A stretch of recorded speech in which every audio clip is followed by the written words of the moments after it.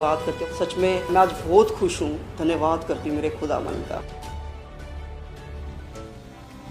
Hallelujah, come on. ऐसी गवाहियां देख देखकर हम लोग के दिल ऐसे भरे होते हैं प्रभु की उपस्थिति से। वो कितना अमेजिंग पिता है। आमीन।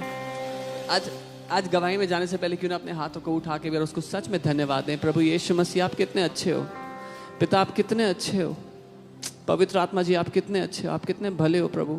अपने लोगों की जिंदगियां बदलने की हर एक कोशिश आप करते हो प्रभु। अपने लोगों की जिंदगियां बदलने में हर एक प्रयास, जब तक आपके लोग हर बंधन से आज़ाद ना हो जाएं प्रभु, आप पीछे नहीं हटते हो।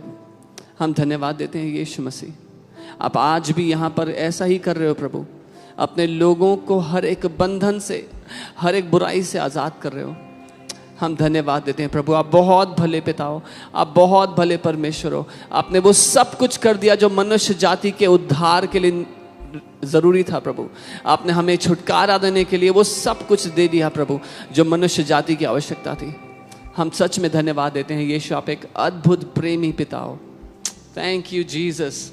हालेलुया। ओके, प्रभु ने हमारे बीच में एक अमेजिंग गवाही दी है। यहाँ पर बहन मोनिका है, उनका थ्रोट कैंसर प्रभु ने अलौकिक रूप से चंगा कर दिया है। Come on. हालेलुया। और मैं चाहता हूँ, क्योंकि जो कुछ प्रभु हमारे बीच में कर रहा है वो सब हमारे डॉक्टर्स की टीम है, यहीं पर हमारे डॉक्टर्स भी होंगे साथ में, वो सारी रिपोर्ट्स चेक करके तब हमें गो हेड देते हैं। और ये फाइनली सारी बातें होने के बाद जब ये गवाही मेरे पास आई, मैं इतना आनंदित हुआ हूँ, क्योंकि सच में मैं कह रहा था, विश्वास के योद्धा, अपने बगल वाले को बोलो, विश्वास के योद्धा पता है कैसे दिखते हैं? मेरे जैसे दिखते हैं। आमीन। विश्वास के योद्धा दिखने में साधारण होते हैं पर पहाड़ों को गिरा देते हैं। आमीन। बेटा मोनिका, आज अपने परिवार को बताओ कि प्रभु यीशु मसीह ने आपकी जिंदगी में क्या महान काम किया है। मैं सबका धन्यवाद है जो एफएलजी फैमिली, जय मसीह जी परिवार। मेरा नाम मोनी है, मैं जीती हुई नहर से आई हूँ। परमेश्वर ने मुझे जीभ के कैंसर से आज़ाद किया है। हालेलुया। 2023 में इस बच्ची को कैंसर डिटेक्ट हुआ जीभ में। उस समय से उसको लक्षण आने, सिम्टम आने शुरू हो गए और उसकी स्पीच तब से इम्पैक्ट हो गई। बेटा, शुरुआत में क्या हुआ था, एक बार आप बताओगे परिवार को। 2023 में जनवरी में मेरे प्रैक्टिस चल रहे थे, मैं 12th क्लास में थी, तो मुझे ना हल्का सा खाना निकलने में परेशानी हो रही थी। और जब भी मैं कुछ बोलती थी ना, मेरे आवाज़ में फ़र्क हो रहा था। तो मेरे फ्रेंड्स वगैरह बोलते थे कि तुम्हारी आवाज़ में क्या हो रहा है। मैंने बोला मुझे नहीं पता। तो मुझे भी परेशानी लग रही थी, तो मैंने अपने पास में हॉस्पिटल में है, वहाँ पे मैंने दिखाया। उन्होंने कहा टॉन्सिल है, उन्होंने दवाई लो सही हो जाए। डॉक्टर ने कहा टॉन्सिल है? टॉन्सिल है। अच्छा, ठीक है, दवाई दिया। ओके, दवाई लो, पर मुझे दवाई से कुछ आराम नहीं पड़ रहा था। उसके बाद मैं हमारे पास में क्लिनिक है, वहाँ पे है, वहाँ पे प्राइवेट में 10-15 दिन मैंने क्लिनिक में मतलब दवाई ली रेगुलर, और मुझे इंजेक्शन भी लगते थे विटामिन के। पर उससे भी मुझे कोई फ़र्क नहीं पड़ रहा था। फिर उन्होंने कहा कि यहाँ से कुछ नहीं हुआ, बड़े हॉस्पिटल जाओ। तो वहाँ से मैं डॉक्टर राम मनोलोया हॉस्पिटल में है, वहाँ मैं ENT में है। ENT में भी उन्होंने कहा टॉन्सिल है। वहाँ पे उन्होंने कहा दवाई दी मुझे कि आराम आ जाए है, पर मुझे दवाई से दर्द में तो आराम पड़ा, पर मुझे बोलने में, खाने में कोई आराम नहीं था। आप जब खाना खाते थे आपको जलन होती थी गले में, आपने बताया था? मतलब कि खाना, मैं मिर्ची वाला खाना बिल्कुल नहीं खा पाती थी, और गले में अटकता था, निकलने में परेशानी होती थी मुझे। ओके। और उसके बाद उन्होंने मुझे दवाई दी। वहाँ मैंने बोला कि मुझे कोई आराम नहीं आ रहा, तो वहाँ पे उन्होंने मुझे स्पीच थेरेपी वाली मैम के पास रेफर किया। अच्छा। उन्होंने मुझे उनके पास रेफर किया, उन्होंने मुझे न्यूरोलॉजी में रेफर कर दिया। ओके। तो वहाँ पे मुझे उन्होंने कहा कि हमें ना तुम्हें एडमिट करना पड़ेगा, 1 हफ्ता में एडमिट करेंगे। 1 हफ्ता नहीं, पूरा 1 महीना मुझे एडमिट किया। और 1 महीना तुम्हें अस्पताल में रखा?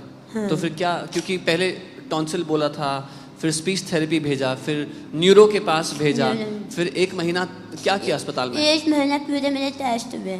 कोई दवाई नहीं चली थी मेरी, सिर्फ मेरे टेस्ट कोई दवाई नहीं दिया, नहीं। सिर्फ टेस्ट चला। टेस्ट चले तो थे। कुछ मालूम हुआ उस टेस्ट में? उस टेस्ट में वो लोग कहते थे कि हमें खुद नहीं पता चल रहा, तुम्हें क्या बताएं। उसके बाद 1 महीना मुझे एडमिट किया, उसके बाद मैं घर पे आई।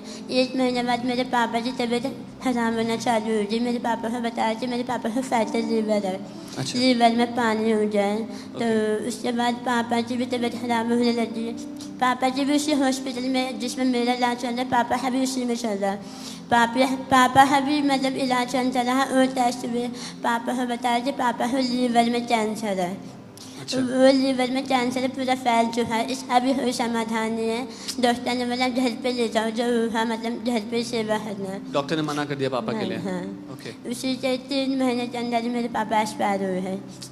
और घर में मतलब मुझे बहुत परेशानी हो रही थी, पर मैं मम्मी को बता नहीं पाती थी क्योंकि मम्मी पहले से ही बहुत परेशान थी। तो मम्मी ने हाँ से परेशानी बढ़ रही है, हम दिखाते हैं यूँ। तो यहाँ तक कि मैंने आयुर्वेदिक दवाई भी लेना चालू किया। ओके। किसी ने हाँ से पहले से कहते हैं आयुर्वेदिक दवाई से सही हो जाए। हाँ, मैंने 2 महीना है 10,000 की दवाई है, कोई आराम नहीं आया मुझे। ओके। उसके बाद मेरी जीभ में दाना था। मैं बोलती थी डॉक्टर को कि मेरी जीभ में ना दाना है, पर उन्होंने किसी ने ध्यान नहीं दिया मुझे। सो 1 महीना इलाज जो चला, उसके बाद अपने आयुर्वेदिक दवाई भी खाई, पर जो जीभ में दाना था उसका उन्होंने कोई टेस्ट नहीं करा, नहीं। उसको नज़रअंदाज कर दिया? हाँ, नज़रअंदाज किया। अच्छा। यहाँ तक कि मैं उनसे मेरा दाना दिखता नहीं था। मैंने दोस्तों का हाथ पहन से मैंने बोला कि मैम मेरे यहाँ पे दाना है, आप चेक करो। अच्छा। तो उस टाइम पे भी जो मेरे दोस्त थे वो नहीं आए थे, किसी और दोस्त ने मुझे देखा था। ओके। तो फिर मैंने मैम को फ़ोन किया कि मैम जब यहाँ से कुछ नहीं हो पा रहा ना, मुझे रेफ़र कर दो। उन्होंने मुझे एम्स में रेफ़र किया। अच्छा, एम्स भेज दिया आपको? एम्स में रेफ़र किया। फिर Okay. वहाँ पे मैंने ENT में दिखाया। उन्होंने हाँ कि अपनी सारी जितनी भी पुरानी रिपोर्ट है वो ले जाओ। उन्होंने मेरी सारी पुरानी रिपोर्ट चेक की। उन्होंने फिर हाँ कि हम अपनी रिपोर्ट भरेंगे। अच्छा। उस टाइम मतलब कि फाइनेंशियल भी बहुत प्रॉब्लम चलती, क्योंकि जितना भी पैसा था मेरे ऊपर मेरे पापा के ऊपर लग गया, कोई सेविंग नहीं थी। और डॉक्टर ने हाँ कि तुम्हें ना टेस्ट करवाने, वो ना 15,000 का टेस्ट है, MRI CT स्कैन। हाँ। और हमारे पास इतना था नहीं। मेरी बहन जो सिस्टर है यही होती थी, इन्होंने 15,000 पे यहाँ वहाँ से अरेंज किए। अरेंज करके MRI CT स्कैन करवाया। उन्होंने हाँ ये तो पता चला कि बीमारी हाँ ये नहीं पता चला कि बीमारी कौन सी है। उन्होंने बोला 3 बीमारी, इनमें से कौन सी हमें नहीं पता। अच्छा। उसके लिए हमें बायोप्सी करनी पड़ेगी। फिर उन्होंने बायोप्सी करने के लिए हाँ उन्होंने हाँ बायोप्सी में बहुत रिस्क है, आवाज़ और खराब हो सकती है, सांस नहीं आ सकती, हमें सांस वाली नली डालनी पड़ सकती है। पर परमेश्वर का धन्यवाद कि बायोप्सी भी बिना किसी परेशानी के हो रही थी। और जब वहाँ पे बायोप्सी तो मुझे आया कि मुझे बेस ऑफ टंग में कैंसर है। किसने बोला? Base of tongue. अच्छा। बेस ऑफ टंग में कैंसर बताया है। तो उस टाइम पे मम्मी साथ में नहीं थी, सिस्टर जी मेरे साथ में हैं थी।